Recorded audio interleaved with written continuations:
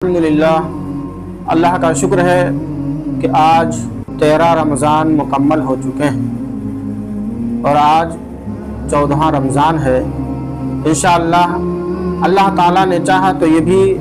खैर व आफ़ियत के साथ गुज़र जाएगा। नाज़रीन मोहतरम, हज़रत सैयदना अब्दुर्रहमान सफ़ौरी रहमतुल्लाह ताला अलैह एक बहुत ही बड़ी हदीस पाक नक़ल फरमाते हैं। आप इरशाद फरमाते हैं कि अल्लाह के रसूल सल्लल्लाहु ताला अलैहि वसल्लम ने इरशाद फरमाया कि जो कोई माह रमज़ान मुबारक का महीना पाए और इस माह मुबारक में मजलिस ज़िक्र की तरफ जाए और वहाँ बैठ कर के मजलिस ज़िक्र में कुछ बातें समाअत कर ले तो अल्लाह तबारक व तआला उसके हर कदम पर 1 साल इबादत का सवाब लिखता है। आप ज़रा गौर करें, मजलिस ज़िक्र में वो बंदा जाए और कुछ बातें वहाँ समाअत कर ले, हर एक कदम पर 1 साल की इबादत का सवाब लिखता जाएगा। अब अगर कोई 20 कदम चल के गया तो 20 साल की इबादत का सवाब, अगर कोई 30 कदम चल करके गया तो 30 साल की इबादत का सवाब, अब अगर कोई 40 कदम चल करके गया 40 साल की इबादत का सवाब। और बहुत से खुश नसीब तो ऐसे हैं जो 40 के बजाय 100-200 कदम चल करके वो मजलिस ज़िक्र में जाते हैं और वहाँ बैठ करके कुछ समाअत करते हैं। तो अल्लाह ताला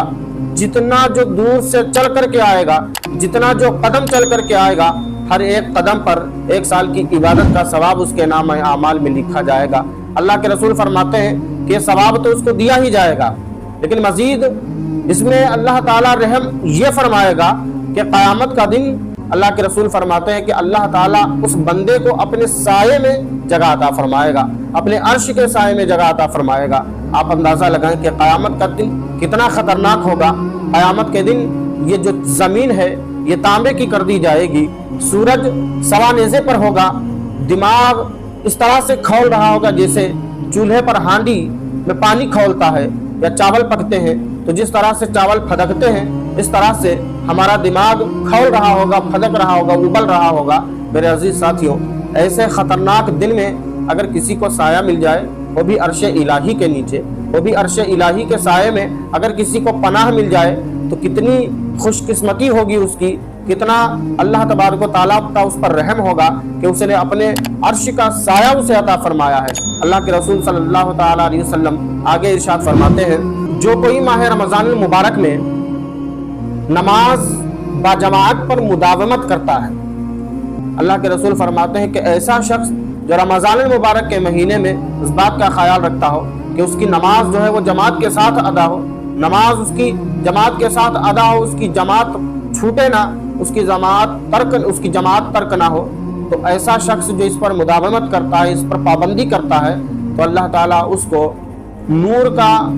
एक शहर अदा फरमाएगा। आगे अल्लाह के रसूल सल्लल्लाहु ताला अलैहि वसल्लम इरशाद फरमाते हैं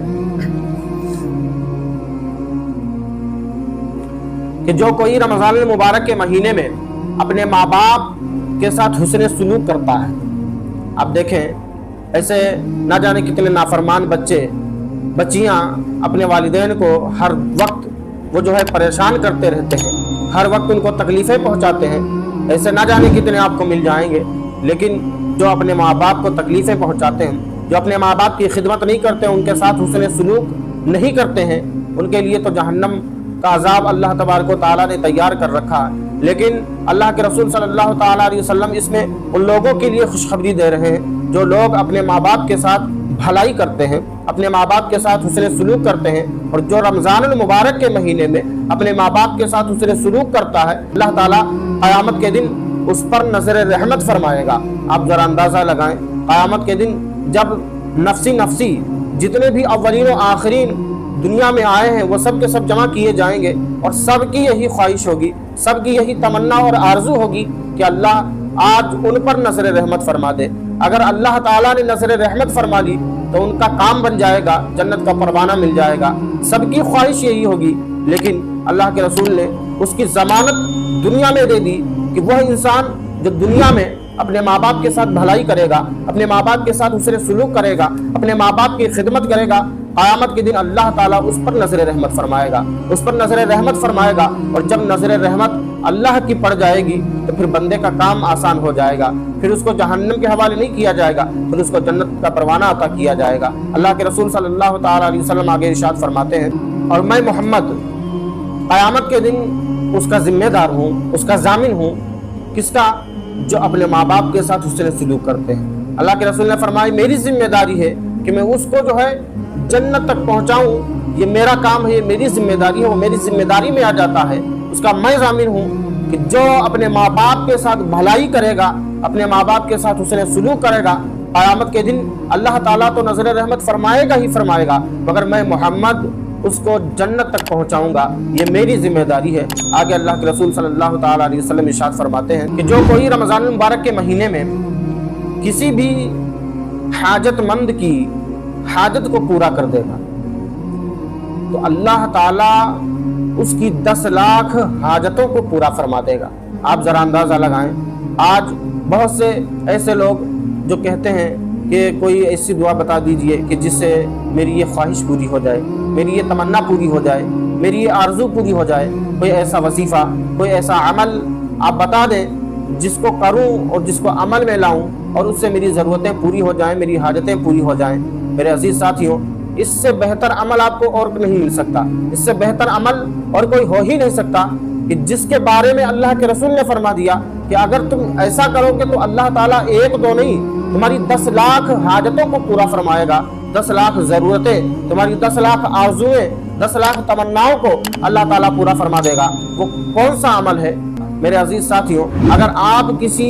ضرورت مند کی، اگر رمضان کے مہینے میں کسی حاجت مند کی آپ حاجت کو پورا کریں گے تو اللہ تعالیٰ اس کا بدلہ آپ کو یہ عطا فرمائے گا کہ آپ کی 10 لاکھ حاجتوں کو پورا فرمائے گا۔ تو آپ کوشش یہ کریں کہ رمضان المبارک کے مہینے میں دیکھیں کہ کون حاجت مند ہے، کس کو کون سی حاجت ہے۔ اگر کوئی حاجت مند آپ کو مل جائے تو فوراً اس کی حاجت کو پورا کریں۔ جب آپ صدق دل سے اللہ کی رضا کی خاطر،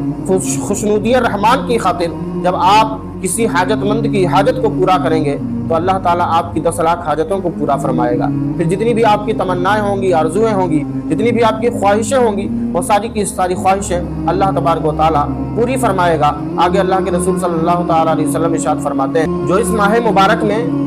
کسی بال بچے والے شخص، کسی فقیر، کسی غریب کی مدد کرتا ہے، ان پر اپنا مال خرچ کرتا ہے، کسی ضرورت مند کو اس کی ضرورت کو پورا کر دیتا ہے اپنی دولت کے ذریعے سے، تو اللہ کے رسول فرماتے ہیں کہ اللہ تبارک و تعالیٰ اس کو اس عمل پر 10 لاکھ نیکیاں عطا فرماتا ہے۔ آپ ذرا اندازہ لگائیں، 10 لاکھ نیکیاں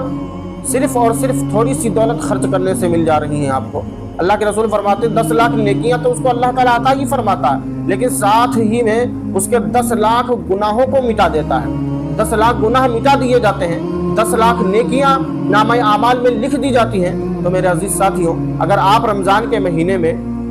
مجلس ذکر میں جائیں تو آپ کو ایک ایک قدم پر ایک سال کی عبادت کا ثواب مل جائے۔ اگر آپ ماہ رمضان المبارک کے مہینے میں ماں باپ کے ساتھ حسن سلوک کریں تو آپ کی طرف اللہ تعالیٰ قیامت کے دن نظر رحمت فرمائے اور اللہ کے رسول اس کی ضمانت لیں، اس کے ضامن بن جائیں۔ اگر آپ رمضان المبارک کے مہینے میں باجماعت نماز کو ادا کرنے کی مداومت کر لیں، یعنی بالکل پکا ارادہ اور پوری کوشش آپ کی یہی کہ آپ کی جو نماز ہے وہ جماعت کے ساتھ ادا ہو، تو پھر اللہ تبارک و تعالیٰ آپ کو ہر رکعت کے بدلے میں ایک نور کا شہر عطا فرمائے۔ اور اگر آپ کسی حاجت مند کی حاجت کو پورا کر لیں رمضان کے مہینے میں تو اللہ تعالیٰ آپ کی 10 لاکھ حاجتوں کو پورا کر دے۔ اور اگر آپ کسی غریب، کسی لاچار، کسی مظلوم، کسی ضرورت مند کی اگر آپ ضرورت کو پورا کر دیں، اپنی دولت کا کچھ حصہ اگر آپ اس کو عطا کر دیں تو اللہ تعالیٰ اس عمل پر آپ کو 10 لاکھ نیکیاں عطا فرمائے، آپ کے 10 لاکھ گناہ کو مٹا دے۔ تو یہ اتنا بڑا انعام آپ کو رمضان المبارک کے مہینے میں اللہ تعالیٰ عطا فرما دے، کتنی بڑی خوش نصیبی ہے۔ اللہ تعالیٰ ہم سب کو ایسے کام کرنے کی توفیق عطا فرمائے۔